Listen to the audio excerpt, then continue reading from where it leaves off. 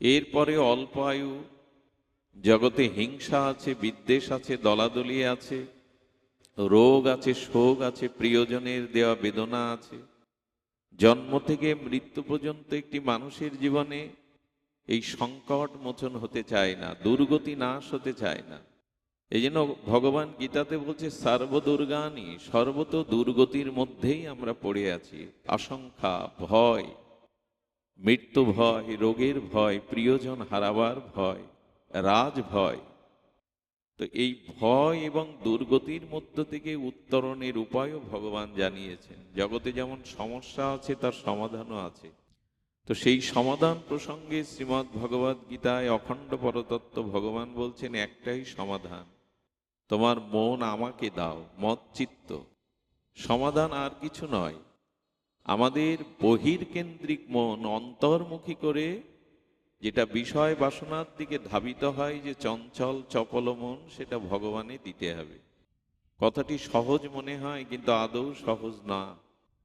বাতাসকে রুদ্ধ করা যেমন অসম্ভব, তেমনি চঞ্চল বিষয়াসক্ত মনকে এককেন্দ্রিক করে অন্তর্মনা করে ভগবানকে নিবেদন করা সব থেকে কঠিন। মন চঞ্চল, মন বহির্মুখ, মন ভোগ অভিমুখী ছুটে চলে।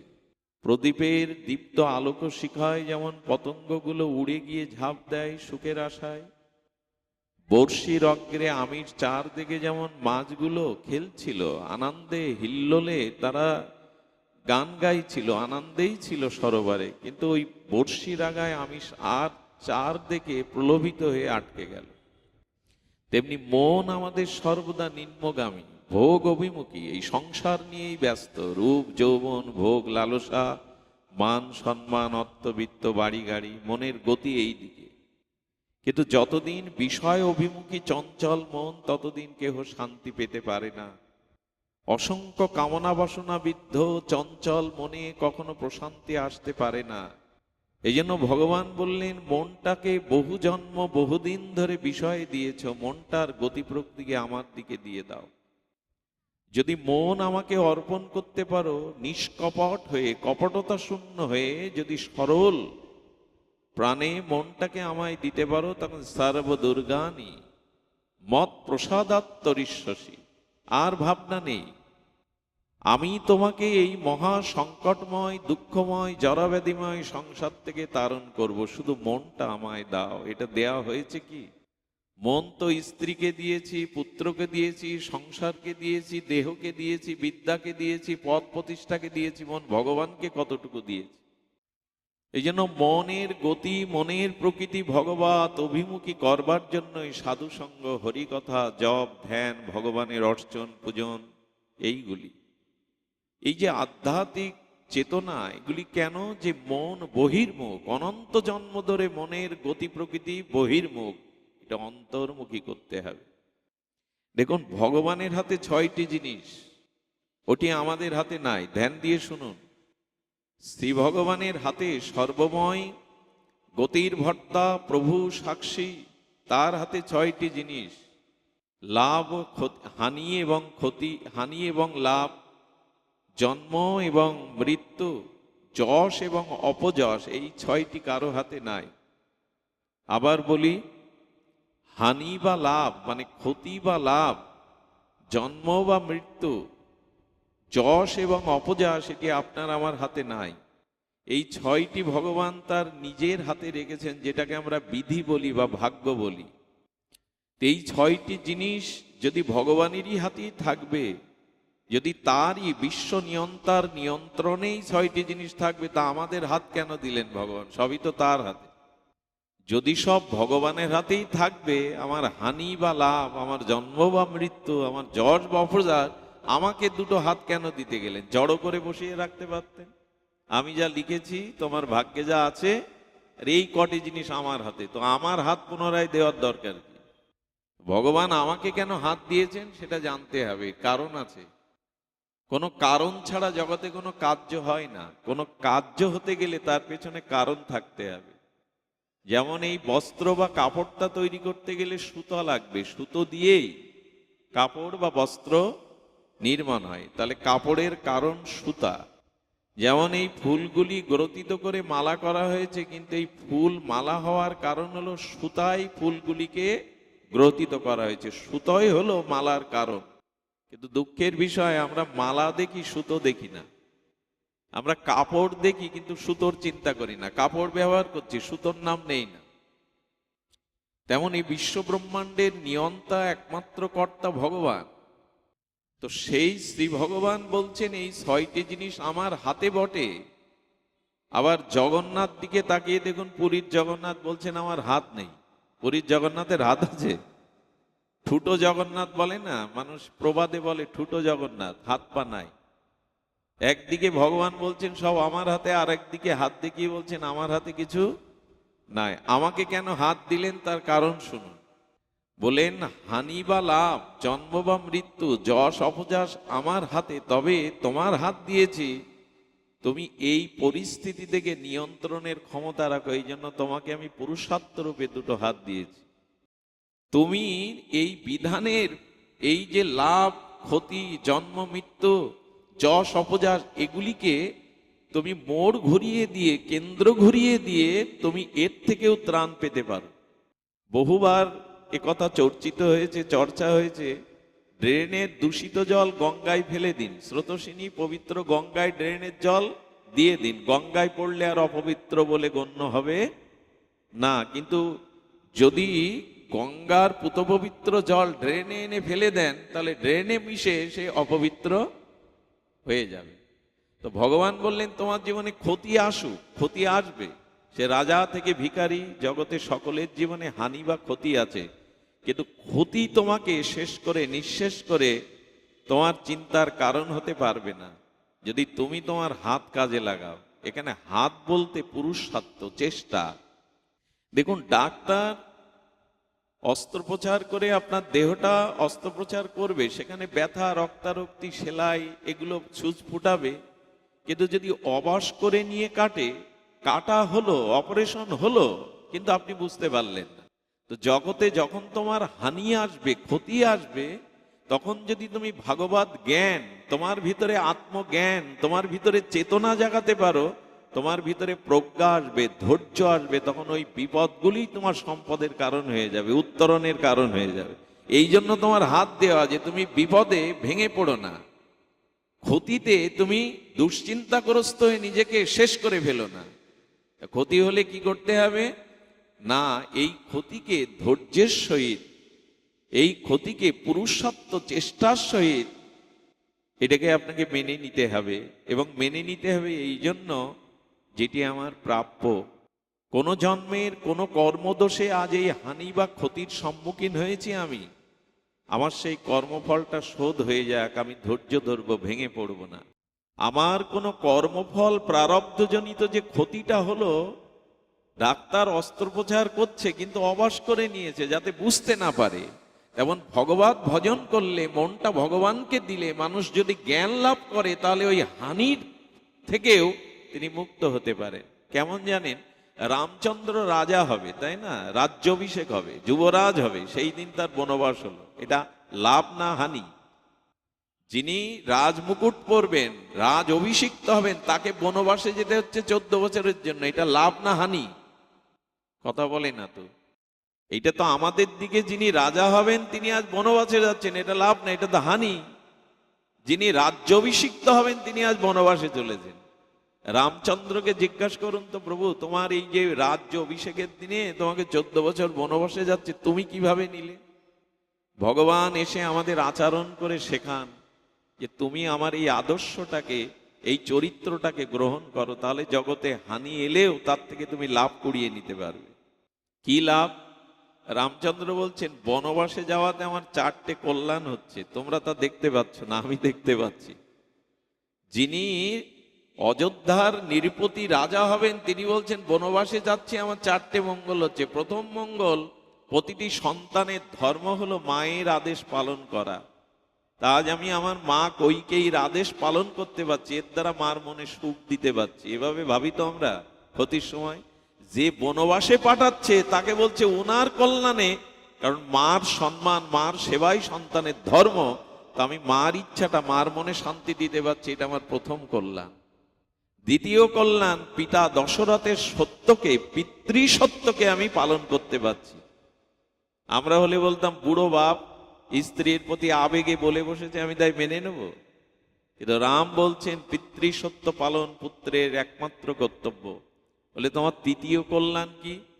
বলে তৃতীয় কল্যাণ, এই রাজ্য অভিষেকে রাজপদে থাকলে আমি সাধু সঙ্গ পেতাম না, মুনি ঋষির সঙ্গ পেতাম না। 14টা বছর ধরে আমি জঙ্গলে ঋষি মুনি মহাত্মাদের, অগস্ত্য পুলস্ত্য বাল্মীকির সঙ্গ পাবো। জগতে যদি সাধু সঙ্গই না পাই, ভগবত প্রসঙ্গ না করতে পারি, জীবন কল্যাণময় হবে না। এই আমার তৃতীয় কল্যাণ। চতুর্থ কল্যাণ হলো এই যে আজ আমি বনবাসে গিয়ে আমি প্রজাদের, আর যারা অভাব অনটনে দারিদ্র অশিক্ষা কুশিক্ষায় আছে, আমি তাদের কাছ থেকে দেখব তাদের জীবন কতটুকু। পরবর্তীতে যদি আমি সুযোগ পাই, তাহলে এই অভিজ্ঞতায় কাজে লাগাবো যে রাজা হতে গেলে প্রজা বৎসল হতে হয়, প্রজার সেবা ভাবনা হতে হয়। আমি এদের দেখে সেটা বুঝবো। আরো কারণ, সবরই গৃহ সংসার ছেড়ে বনেও আমাকে রাম শ্রীরাম শ্রীরাম বলে অপেক্ষা করছে, ডাকছে।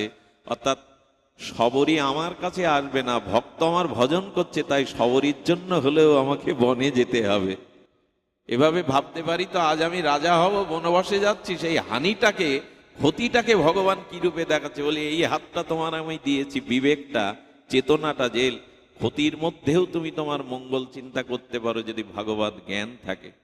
আচ্ছা রাম, তুমি এই রাজপ্রাসাদ ছেড়ে বনের ভূমিতে মাটিতে শয়ন করবে, রাজভোগ ছেড়ে বনের ফল জল খেয়ে বেঁচে থাকবে, কষ্ট হচ্ছে না? রাম তখন বললেন, এই রাজপ্রাসাদে পূর্বে আমার পূর্ব বংশে হরিশ্চন্দ্র ছিল, দিলীপ ছিল, কত মহারাজাগণ ছিলেন। এখন আমি আছি, আমার পরেও এই রাজপ্রাসাদে অন্যরা থাকবে। এটা তো ধর্মশালা। আপনারা যখন বৃন্দাবনে যান, নবদ্বীপে যান, এক সপ্তাহ পাক্ষিক বা মাসের জন্য একটা ঘরে থাকেন ধর্মশালায়, তাই না? এক মাস তীর্থযাত্রা সমাপ্ত করে যখন ফিরে আসেন, তখন ওই ঘর ছেড়ে দিতে কি মায়া হয়? ট্রেনে দুদিন কামরার মধ্যে থাকেন বলে স্টেশনে লেবে যেতে কি ট্রেনের প্রতি মায়া হয়? তো রাম বললেন, এটা তো ধর্মশালা। আপনি যে ঘরে বাস করছেন, যে ভিটেতে বাস করছেন, এটা পূর্বপুরুষ বাস করেছে, এখন আপনি করছেন, পরে অন্যরাও বংশধারা। এটা তো ধর্মশালা, এটা তো আমার স্থায়ী ঠিকানা না। তো ধর্মশালা ছেড়ে যেতে তো কারো কষ্ট হয় না, আমারও তাই হচ্ছে না। বোঝা গেল কি? একটি জিনিস বলি, সবসময় লাভের আশা না করে ক্ষতিটাকেও মাঝে মাঝে মেনে নেবেন। ক্ষতি না হলে বিবেক জাগে না। যখনই কোনো বিপদ বা ক্ষতির কারণ হয়, তখন দেখবেন মানুষ সংযত হয়। ক্ষতি আসলেই মানুষ সতর্ক হয়। ক্ষতি আসলেই মানুষ বিচার বিবেচনা দ্বারা অন্বেষণ করে যে কোন কারণে আজ আমার এই ক্ষতি, এটা দরকার কিনা। তোমার হাতটা আমি দিয়েছি, তুমি এইভাবে ক্ষতিটাকে লাভে রূপান্তরিত করো। দূষিত জলটাকে গঙ্গায় দিয়ে দাও, তোমার চিন্তা বিচারটা বদলাও, তাহলে ক্ষতি তোমার উন্নতির কারণ হবে। হাত দিয়েছেন কেন? এই এই কাজটা আমার হাতে, ভগবানের হাতে না। হানিটা আমার কর্মফলে ভগবানের হাতে, কিন্তু এর থেকে মুক্তি পাওয়ার উপায় বা পুরুষার্থ চেষ্টা আমার হাতে। এই জন্য জগন্নাথ বললেন, আমার কোনো হাত নেই, হাত তোমার। জগন্নাথের হাত নেই এটা মানা? এই যিনি জগন্নাথ, তিনি বলছেন হাত তোমার হাতে, চেষ্টা তোমার হাতে, জ্ঞান তোমার কাছে। এইভাবে ভাবলে ক্ষতিটাই দেখবেন আপনার জীবনে সিঁড়ি হয়ে যাবে উপরে ওঠার। আর লাভ বলছেন, লাভ যদি, অর্থাৎ সুখ যদি, অর্থবিত্ত, মান সম্মান পদমর্যাদা তোমার জীবনে আসে, যেটা লাভ মনে করছো, মানে তুমি তোমার জীবনে এগুলো শ্রেয় মনে করছো, প্রেয় মনে করছো, লাভ মনে করছো, তাতেও তোমার পুরুষত্ব আছে। লাভ তুমি করতে পারো যদি অসৎ পথ ছেড়ে, অসৎ সঙ্গ ছেড়ে যদি বিবেক এবং বিচার নিয়ে চলতে পারো, তো পুরো জীবনটাই তোমার লাভের খাতায় জমা হবে। এক একটি সময়কে তুমি সৎ কাজে ব্যয় করো। প্রতিটি চিন্তাই তোমার সৎ চিন্তাই হোক। তোমার সঙ্গ, তোমার প্রসঙ্গ, তোমার চেষ্টা, তোমার চিন্তন, আরে কারা এরা? তোমার চিন্তা, তোমার চেতনা সবকিছু মঙ্গলময় করে তোলো। এই জগতের যে অর্থবিত্ত পদ প্রতিষ্ঠা, এটাকে লাভ বলা যাবে না। এই জগতে আজকে যিনি প্রধানমন্ত্রী আছেন, সর্বময় ক্ষমতার অধিকারী হয়ে আছেন, কালকে তিনি আর সেই ক্ষমতায় নেই। যাকে ক্ষমতায় থাকার কথা না, জেলে থাকার কথা, তিনি এখন প্রধান। এরকম ঘটনা ঘটে না? শ্রীলঙ্কায় ঘটলো, অনেক জায়গায় ঘটে। তার মানে লাভটা চিরস্থায়ী নয়। জগতের প্রকৃত লাভ কোনটা? প্রকৃত লাভ হলো যদি তোমার চিন্তাটা, তোমার মনটা ভগবত কেন্দ্রিক হয়, নিজের উদ্ধার। আরে প্রকৃত লাভ অর্থেই নাই, প্রকৃত লাভ পদ প্রতিষ্ঠায় নাই, এগুলো অস্থায়ী। যৌবন চিরদিনে থাকবে না, বিদ্যা বৈদুষ্য চিরদিনে থাকবে না, পদ চিরদিন থাকবে না। কিন্তু লাভ প্রকৃত ওই যে জগৎ সংসারে যে সময়টা পেয়েছো নিজের উদ্ধারের কাজে লাগাও, নিজের আত্মার কল্যাণের কাজে লাগাও, যাতে মৃত্যুর পরে একটি সৎ গতি হয় তোমার। এই লাভটা তোমার হাতে। আমি তোমাকে দিয়েছি বলে উদ্ধারের চেষ্টাটা তোমাকেই করতে হবে। আচ্ছা, কেউ আমার আয় করে দিতে পারে, বাজার করে দিতে পারে, রান্না করে দিতে পারে, থালা ভরে আমার সামনে এনে দিতে পারে, হাতে ধরে আমার মুখে তুলে দিতে পারে, কিন্তু খাদ্যটা চিবিয়ে গলৎকরণ করবে কে? কার দায়িত্ব ওটা? নিজের দায়িত্ব। বাজার করার, আয় করার, রান্না করার, থালা দিয়ে পরিবেশন করার, মুখে তুলে দেওয়ার লোক থাকতে পারে, কিন্তু চর্বিত চর্বণটা তো আপনাকেই করতে হবে। সব ভগবান করবেন, সব বিধাতা করবেন। আমার যা ভাগ্যে আছে এটি মানুষের, এমন কথা ভগবান বলেননি। ভগবান বলেছেন যে হাত দুটো দিয়েছি, বিবেক দিয়েছি, চিন্তা চেতনা দিয়েছি, সাধু সঙ্গ দিয়েছি, গীতার মতো এই পরম তত্ত্বের সংবাদ দিয়েছি, ভাগবতের মতো রসময় অমৃতময় গ্রন্থ দিয়েছি। দিয়েছি তোমার চিন্তা চেতনার জন্য ভগবত আরাধনা। কিন্তু তুমি যদি নিজের লাভ, নিজের কল্যাণ না করো, সব কপালের দোষ দিয়ে ভগবান যা করেন তাই। আমার আর হলো না, আমার জীবন কেন অভিশপ্ত? ভগবান এটা বলেনি। উদ্ধারিত আত্মন আত্মাবসাদয়ের, নিজের উদ্ধার নিজে করো, কেউ তোমার উদ্ধার করবে না। মৃত্যুর পরে শ্রাদ্ধ শান্তি করে লোকজন খাইয়ে উদ্ধার হবে, ওই আশায় থাকবেন না। আরে আপনি যদি সারা জীবন সৎকর্ম করে নিজের উদ্ধারের চেষ্টা না করেন, তখন কোটি শ্রাদ্ধ কাজে আসবে না। ভগবান বলেছেন, যে পিতা ধর্মের দ্বারা, যে নারী সতীত্বের দ্বারা, যে স্বামী স্ত্রী তপস্যার দ্বারা সন্তান জন্ম দেয়, আর ওই সন্তানকে সদ্গুরু, সৎ শিক্ষা, শাস্ত্র অনুশীলনের দ্বারা যিনি প্রকৃত ভক্ত করেন, অন্তত ওই পুত্রের হাতে তোমার পূর্বপুরুষ উদ্ধারের ভার আছে, সবার হাতে নাই। এই জন্য নিজের উদ্ধার নিজে করো, অন্য তোমার উদ্ধার কেউ করবে না।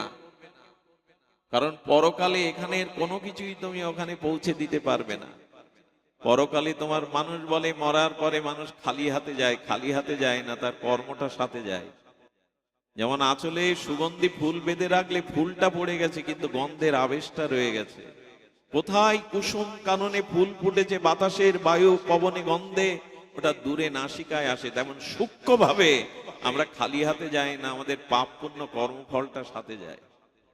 সবাই বলে সব খালি হাতে যায়, খালি হাতে কেউ যায় না। খালি হাতে যায় মানে জগতের বিষয় আশায় সম্পত্তি এগুলো কেউ নিয়ে যেতে পারে না, কিন্তু কর্মফল নিয়ে যেতে হয়। এই জন্য নিজের উদ্ধারের ভার আপনার উপরে। অনেকেই বলে, প্রভু আমি কেন অসৎ পথে যাচ্ছি, তুমি কেন ফিরাও না, তুমি কেন আমাকে কল্যাণের পথ বলে দাও না। আরে ভগবান বললেন, বলে দিই বলি তো বিবেক রূপে তোমার কাছে আছে। একটা অন্যায় পাপ করে দেখুন, বিবেক দুর্বল হবে। হাজার শক্ত মানুষ অপরাধ করলেও সে দুর্বল হয়ে যাবে। এই দুর্বল করে কে আপনাকে? আপনার ভিতরে ভীতি আনে কে? এটা বিবেক। ভগবান ওই বিবেক রূপে আপনার মধ্যে আছেন। অন্যায় অপবাদ, অন্যায় কর্ম করলে, অপরাধ করলে কি হয় জানেন? এত দুর্বলতা আছে যে সামনে দুজন ব্যক্তি অন্য প্রসঙ্গে কথা বলছে, আপনার মনে হয় ওরা আমাকে নিয়েই কথা বলছে। এই যে বিবেকের দুর্বলতা, দুর্বলতাটাই, ভীরুতাটাই পাপ। তাই এটা আসে তো, এটা এখনো মানুষের মনে আছে। মানে ভগবান ওই রূপে, ভগবান তোমার হাত ধরবে না, বিবেক দিয়েছেন, শাস্ত্র দিয়েছেন, সাধু সঙ্গে উপদেশ দিয়েছেন, তুমি নিজেকে উদ্ধার করো। লাভ ক্ষতি জ্ঞান। আচ্ছা দেখবেন, জন্ম মৃত্যু এটা আমাদের হাতে। অনেক সময় আজকাল গর্ভবতী মারা ডাক্তারের কাছে চেক আপে যায়, এবং ডাক্তার দিনও দিয়ে দেয়, অক্টোবরের 3 তারিখেই ভূমিষ্ঠ হবে সন্তান। কিন্তু সবসময় কি ওই ডেটে হয়? জন্মটা কবে হবে এটা বিধাতা এখনো হাতে রেখেছে। আরে আজকেই অপারেশন করার কথা, কি ওটিতে যাওয়ার কথা, কিন্তু ডাক্তার বলছে আজকে আসলে সময় হয়নি, জন্মটা অন্য কারো হাতে নেই। গর্ভেই তো কত সন্তান মারা যায়, প্রসব হতে গিয়েই মারা যায়, সবাই বাঁচে কি? জন্মটা আজও ভগবানের আছে। এই জন্য নিজের চিন্তা চেতনা ঈশ্বরের দিকে দাও। তোমার হাতে সব নেই, তোমার হাতে আছে শুধু চেষ্টাটা, জ্ঞানটা, বিবেকটা। তাই ভগবান বললেন জন্মটা আমার হাতে, মৃত্যুটাও আমার হাতে। কিন্তু জন্মটা কি করতে পারি? জন্মটা সার্থক করতে পারি। সবাই তো জন্মেছি মানুষ হয়ে, সবার জীবন কি সার্থক হলো? সবার জীবন কি সফলতা আসলো? স্বামী বিবেকানন্দ এসেছিলেন তো আমাদেরই মতো শরীর নিয়ে। মহাপুরুষরা যখন আসেন, সাধক বিজয় কৃষ্ণ গোস্বামী, স্বামী প্রণবানন্দ, শ্রী শ্রী ঠাকুর অনুকূল চন্দ্র, এরাও তো এই জগতের জল হাওয়ায় কোনো মায়ের গর্ভে এসেছেন। তারা জীবনকে কেন সার্থক করতে পারলো? কারণ তাদের জীবন বৃত্তান্ত, তাদের জীবন ও অমৃত চরিত দেখুন, তারা সময়কে কাজে লাগিয়েছে, তারা বিবেককে কাজিয়ে লাগিয়েছে, তারা আত্মস্বার্থ, শুধু নিজের সুখের চিন্তা করেনি, তারা বড় চিন্তা করেছে, জীব জগৎ সমাজ মানুষের কল্যাণে তাদের জীবনকে উৎসর্গ করেছে। আজকে বিবেকানন্দ সারা বিশ্বের যুগাচার্য। উনি যদি ওকালতি পাশ করে হাইকোর্টের, কলকাতা হাইকোর্টের বড় উকিল হতেন, 10টা ফ্ল্যাট তৈরি করতে পারতেন, সুন্দরী রমণী বিবাহ করতে পারতেন, ওকালতিতে নাম ছড়িয়ে পড়তে পারো, কিন্তু পূজার আসনে বসতে পারতেন না। এই জন্য জন্মটা হয়েছে তা সার্থক করো। তুমি সৃষ্টি শ্রেষ্ঠ। দেবতারাও পর্যন্ত মনুষ্য জন্ম পাওয়ার জন্য ভগবানের কাছে প্রার্থনা করে, কারণ দেবলোকে ভজন সাধন নাই, দেবলোকে আছে সুখ ভোগ। ওখানে কোনো ভজন সাধন নাই। স্বর্গে গীতা পাঠ নাই, স্বর্গে সাধু সঙ্গ নাই, স্বর্গে ভাগবত পাঠ নাই। স্বর্গে আছে মন্দাকিনীর ধারা, পারিজাত কানন, স্বর্গে আছে নাচ গান, অমৃত পান। ওখানে সুখের জায়গা, ভোগের জায়গা, ওখানে ভজনের জায়গা না। এই জন্য দেবতারাও প্রার্থনা করেন, এই ভূখণ্ডে ভগবানের সেবার জন্য মানুষ করে দাও। আর সেই জন্ম পেয়ে শুধু খাওয়া দাওয়া, স্ত্রী পুত্র, ভোগ বিলাসকেই কাটিয়ে শ্মশানে পুড়ে ছাই হলাম না, জীবনটাকে ধন্য করলাম। গোবিন্দ বললেন জন্ম আমার হাতে, কিন্তু জন্ম সার্থক করার দায়িত্ব তোমার। আর হয়েছে জন্ম আর সার্থক হয়েছে, নিজেকে নিয়েই তো ব্যস্ত। ওই বউ ছেলে মেয়ে আর আত্মীয় কুটুম্ব ভালো খেয়ে পরে ঘরের মধ্যে আমরা কজন ভালোভাবে জীবন কাটিয়ে দেব, আর যা হয় হোক জগতে। এতে আর জন্ম সার্থক হয়? পরের জন্য যাদের ভাবনা নেই, অন্যের কল্যাণের চিন্তা যাদের মাথায় নেই, তারা কি মানুষ? তারা গাছগাছালির মতো জগতে জন্মায় আর মরে, তাদের জগতের কি এসে যায়? অন্যের জন্য বাঁচো, অন্যের কল্যাণ চিন্তা করো। অন্যের ভাবনা, অন্যের কল্যাণ যতদিন তোমার না আসবে, জন্ম সার্থক হবে না, তুমি সার্থক হতে পারবে না। আজ পর উপকারটা মানুষ ভুলেই গেছে, পরের কল্যাণ চিন্তাটাই ভুলে গেছে। আগেকার মানুষ দূর দেশে যেতে গেলে, কোথাও যেতে গেলে ভগবানকে বলতো, প্রভু হিংস্র জীব জন্তুর সাথে যেন দেখা না হয়। আর এখন মানুষ বেরোবার সময় বলে, অমুক শত্রুর সাথে অমুকের মুখের যেন আমি দেখা না পাই। এখন হিংস্র জীব জন্তুর থেকে মানুষকে বেশি ভয় পায় মানুষ। আগে প্রার্থনা করত হিংস্র জীব জন্তুর দ্বারা আক্রান্ত না হয়, এখন মানুষ জীব জন্তুকে, বাঘ ভাল্লুককে ভয় পায় না। আমাকে একজন সুন্দরবনে বলছিল, আমি একবার সুন্দরবনে যাওয়ায় বাওয়ালিরা বলছিল, আমি বলছি বাঘের ভয় করে না? বলি বাবা, বাঘের থেকে এখানে মানুষ বাঘের ভয় বেশি, ওদের তুলে নিয়ে চাঁদা দাবি করে। বাঘের ভয় নেই, কিন্তু মানুষ বাঘের ভয় বেশি। সেদিন চিনতে পারলাম, মানুষ আমরা চরিত্রে ব্যবহারে এমন জায়গায় এসেছি, হিংস্র জীব জন্তু এখন ভয় পায় না মানুষকে, মানুষ যতটা ভয় পায়। এর দ্বারা জন্ম সার্থক হয়? আমাকে দেখে মানুষ ভয় পাবে? শুধু নিজের স্বার্থ, শুধু নিজের আত্মকেন্দ্রিক জীবন, এটা কি জীবন বলে? বই পুস্তকে সুখ খুব পড়েছি, পরের কল্যাণ, পরের উপকার। হ্যাঁ, এই জীবনটা হয়েছে অন্যের কল্যাণের জন্য, অন্যের জন্য বাঁচবার জন্য। এইসব শুধু বুলি আওড়ায় আমরা। আমার স্বার্থের বাইরে আমরা কজন মানুষ হাতে গোনা জগতের চিন্তা, অন্যের চিন্তা, জীবের চিন্তা করি।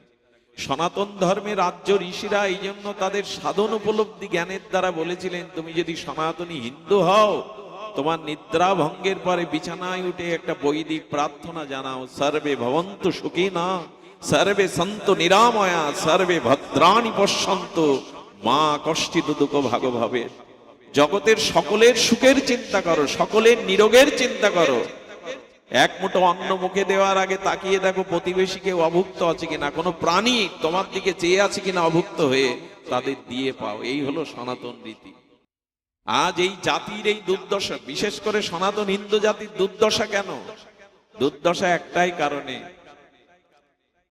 আমাদের বল আছে, আমাদের সংখ্যাও আছে, অর্থও আছে, কিন্তু আমরা একে অপরের ভালো দেখতে শিখিনি।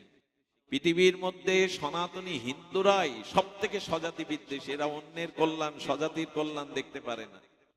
যে জাতি তার স্বজাতির কল্যাণ চায় না, স্বজাতির উন্নতি দেখতে পারে না, সে তার উন্নতি চায় কি করে?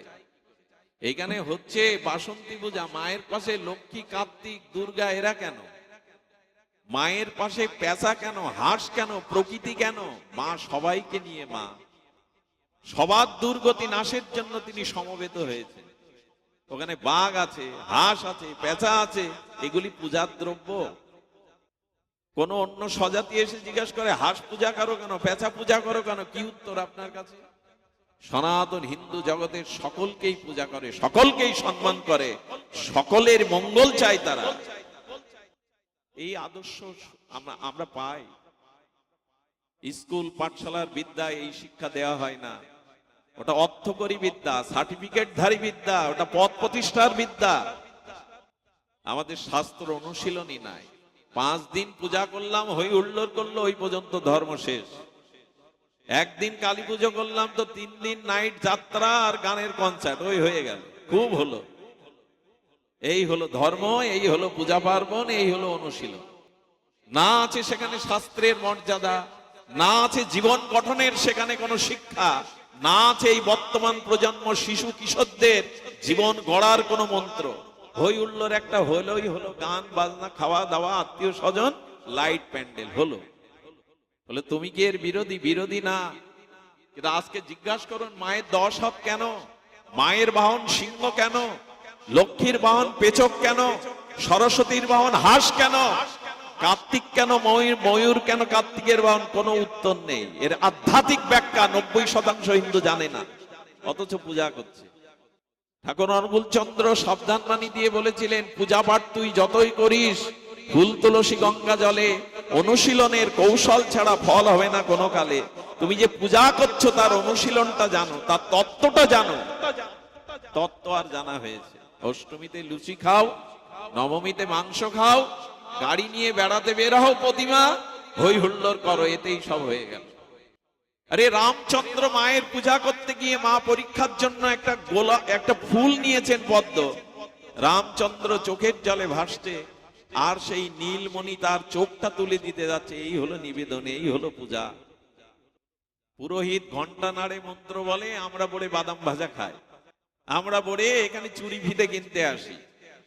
ওদিকে অঞ্জলি পুরোহিত পড়ছে, ওইখানে দেখুন 2-10টা মানুষও নাই, আর তার অর্থ আমাদের জানা নাই। কি বলছি, মার কাছে কি চাইতে হয়। এই জন্য অনুশীলন। আজকের এই ভাগবত পাঠ যারা দিয়েছেন তারা নিশ্চয়ই কোনো চিন্তা করে দিয়েছেন। সনাতন ধর্মকে যদি একটু অগ্রসর করতে হয়, গীতা, ভাগবত, বেদের আদর্শকে সামনে তুলে ধরুন না। এই জাতি বাইরের আলো জ্বলবে, বাইরের আলোতে বাইরের অন্ধকার দূর হয়, অন্তরের অজ্ঞানতা অন্ধকার দূর হয় না। এই জ্বালাবার জন্য গীতার রূপ প্রদীপ জ্বালাতে হবে, ভাগবত রূপ প্রদীপ জ্বালাতে হবে, শাস্ত্রের প্রদীপ জ্বালাতে হবে, তবেই ভেতরের আধার দূর হবে। বাইরের লাইট প্যান্ডেল করে বাইরের আলো, বাইরের আধার দূর করতে পারে, আমার অজ্ঞান আধার তিমির অন্তর দূর করতে পারে না। তাই বললেন জন্মটা সার্থক করো। মায়ের দেখবেন 3টে চোখ, বাসন্তী মায়ের দেখবেন 2টি চোখের মাঝে 3টে চোখ, আজ্ঞা চক্রে। এইটা ত্রিনেত্র, ত্রিনয়নী দুর্গা বলে। মার আর এক নাম ত্রিনয়নী। অর্থাৎ এই জ্ঞানের দৃষ্টি, বিবেকের দৃষ্টি, প্রজ্ঞার দৃষ্টি থাকলে তখনই তুমি তোমার ভেতরের অসুরকে দমন করতে পারবে। মা অসুরের বুকে খোনা মেরেছে, আমরাও দেখলাম, মা বললাম, পুষ্পাঞ্জলি দিলাম, আমার ভেতরের অসুর বধ হলো তো। আমার ভেতরে যে কাম, ক্রোধ, হিংসা আছে, সেই অসুরগুলোকে আমি বধ করলাম তো, আর অসুর বধ হয়েছে। দুর্গতি নাশিনী দেবী দুর্গা। দুর্গতি যায়, বছর বছর তো দুর্গা পূজা করি, দুর্গতি গেল। রাবণ বধ হলো, অসুর বধ হলো, আমার ভেতরের কিছু পরিবর্তন হলো। এই জন্য অনুরোধ করব, চিন্তাধীন, যারা চিন্তাবিদ, যারা শিক্ষিত শ্রেণীর মানুষরা, তারা এখানে এসে বসে না। হিন্দু সমাজে আর একটা দুর্বলতা হলো, ডাক্তার, মাস্টার, ইঞ্জিনিয়ার, প্রফেসর হতে পারলেই তাদের ধারণায় খোল করতাল কীর্তন গেয়ে বেড়ায়, খিচুড়ি খেয়ে বেড়ায় কিছু সাধারণ গ্রামের লোক, যাদের খেয়ে দিয়ে কাজ নেই।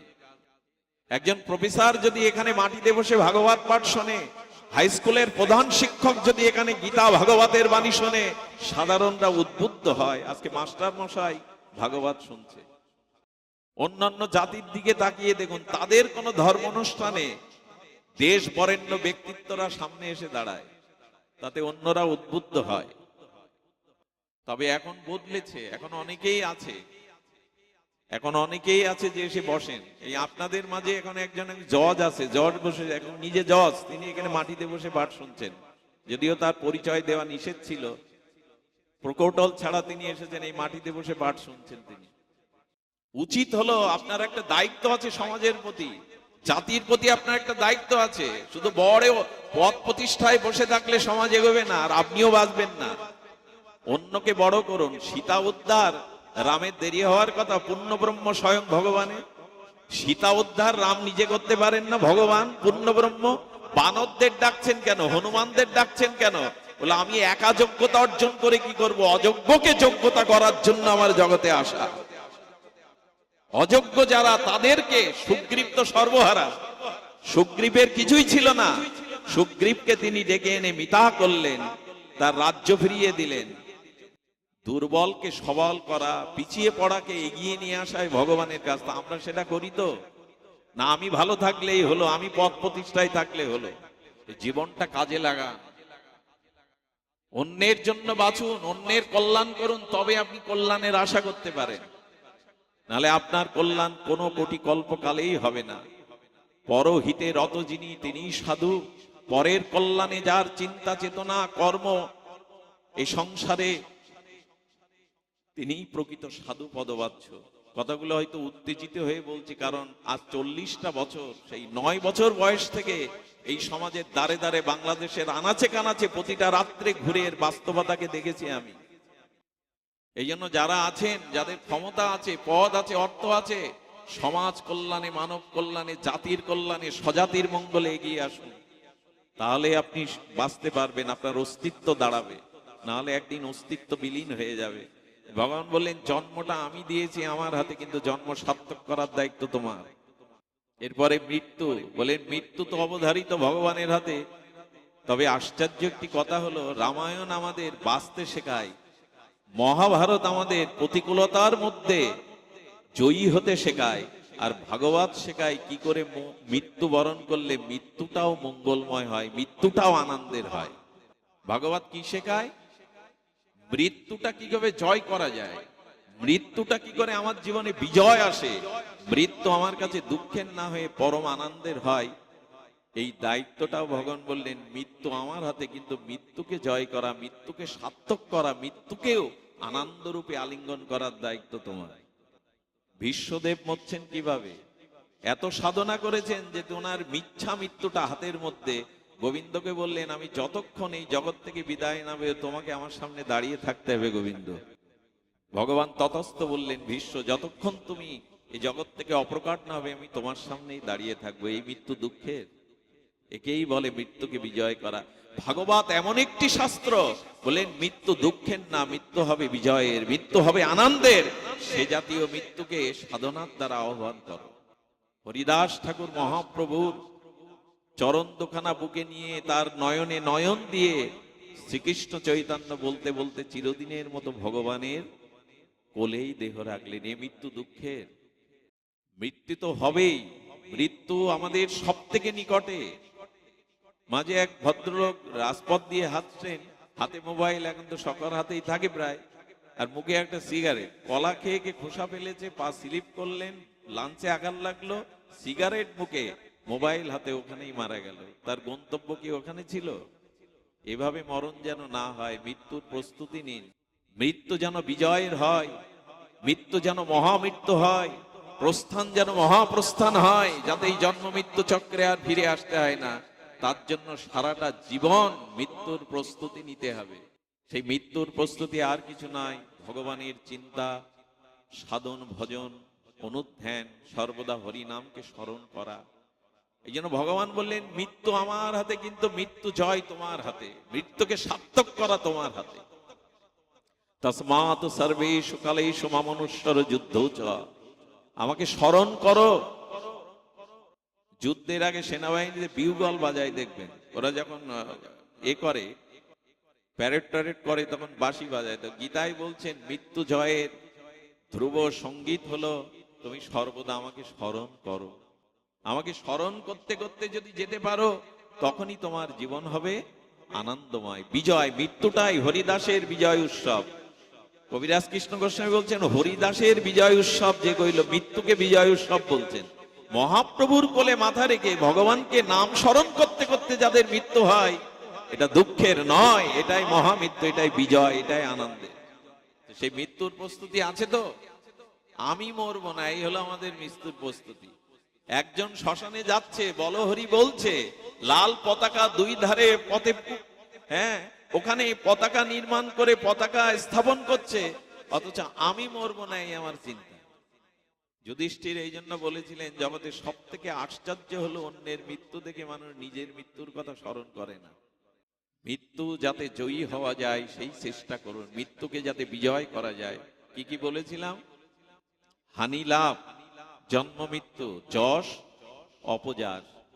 এটি আমার তোমার যে যশ, মানুষ সবাই তো সম্মানই চায় তাই না, কিন্তু সম্মান সবসময় পায় না, অপযশ চায় না, কিন্তু অপযশ আসে, তার মানে মেনে নিতে হবে এটা আমার হাতে।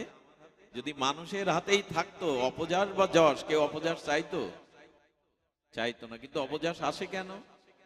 যে এটাই আমার হাতে নাই। তবে জীবনে যদি অপযশ হয়েই থাকে, তার থেকে শিক্ষা নিয়ে রত্নাকার যদি বাল্মীকি হতে পারে, তুমি কেন পারবে না? শাস্ত্রে তো প্রমাণ আছে, অজামিলও যদি উদ্ধার হতে পারে, জগাই মাধাই যদি প্রেম পেতে পারে, গীতার এই মহাবাণী অপিচেত সুদরাচার মাম অনন্য ভাগ, পৃথিবীর শ্রেষ্ঠ দুরাচারীও যদি হও, এবার অনন্য ভাবে আমার স্মরণ নাও, সাধুরেব সামন্তব্যং, তোমাকে সবাই সাধু বলে মেনে নেবে।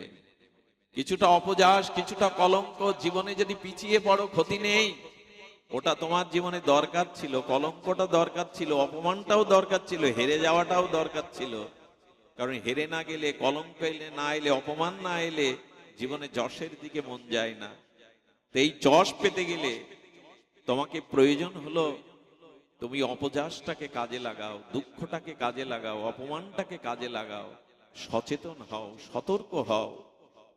কোনো দোষও যদি না থাকে, কেউ আপনাকে কলঙ্ক দেয়, অপমান করে, তবে ভাববেন আমার সতর্ক হওয়ার সময় আসছে, যাতে ভবিষ্যতেও আমার দ্বারা এই কাজ না হয়।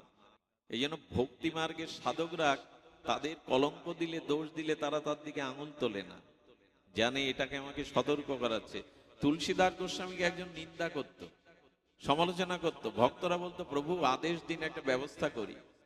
বলেন ব্যবস্থা আর কি করবে, ওকে কিছু বলবে না, আমার অনুরোধ, যেদিনও মারা গেল মিষ্টি বিলাচ্ছে ওনার শিষ্যরা, প্রভু আপনার সেই সমালোচনাকারী নিন্দাকারী আজ মারা গেছে, মিষ্টিটা ওদের হাত থেকে কেড়ে নিয়ে ফেলে দিয়ে ওনার চোখে জল। বলে আপনি কাঁদছেন, সারাটা জীবন ও আপনার নিন্দা করেছে।